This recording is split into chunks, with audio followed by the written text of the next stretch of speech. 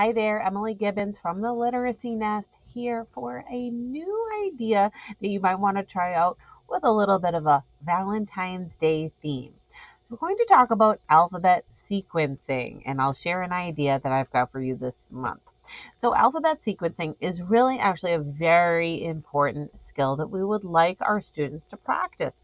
It's going to build their cognitive skills with developing their memory, attention to detail, their visual perception, and pattern recognition abilities. It is going to help with decoding, with helping them recognize the individual sounds and blending these letters together to form words.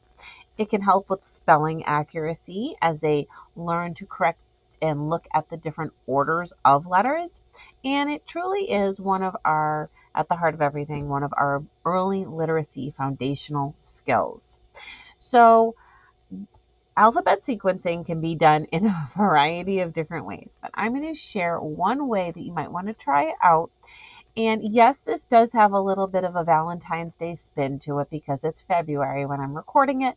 However, you can use materials for any time of year for it. It's just a way to kind of make a little more of a novelty, gamify it a little bit, and boost a little bit of the engagement here. All right, so what you're going to do is grab a bowl. So I grabbed a heart-shaped bowl, and you're going to pick an object that you can fill with things. So for this purpose, I grabbed a Valentine's Day heart-shaped bowl, and I grabbed these little plastic candy containers. So if you imagine if this is around the springtime, you could use Easter eggs.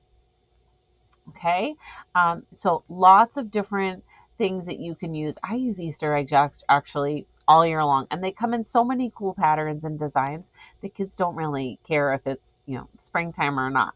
So that is one thing that you can choose, but these are actually a lot of fun, and you can use them all year round too. So these are little plastic candy holders that I found at the Dollar Tree that you can fill. So really any item that you can fill, the kids have to open up. Okay, so I've got a bunch of those. And I've also got these letters. So these are little letter, little letter discs and the little letter chips that I found that are actually magnetic.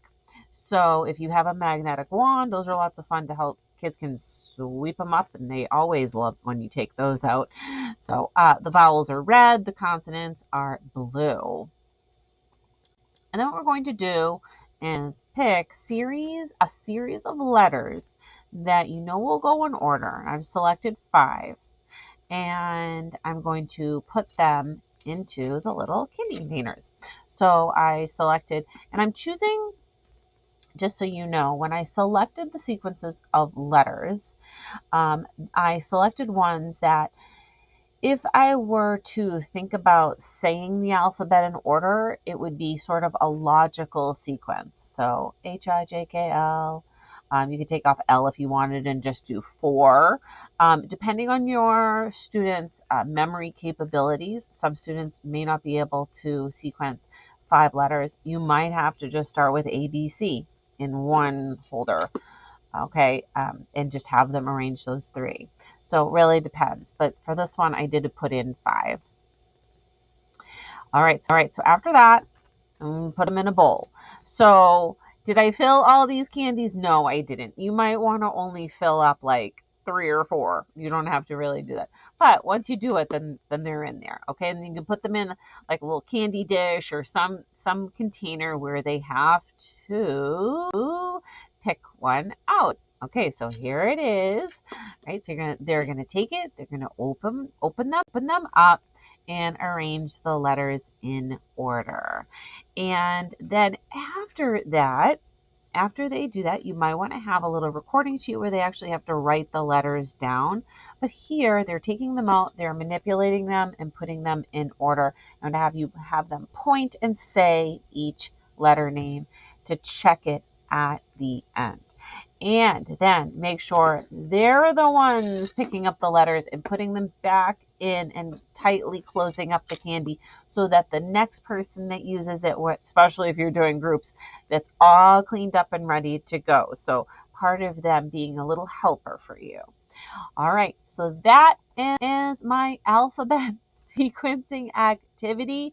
I really hope that you loved this idea. It's something super simple and easy. And don't forget, it doesn't have to be Valentine's themed. You can use it really with a variety of different containers.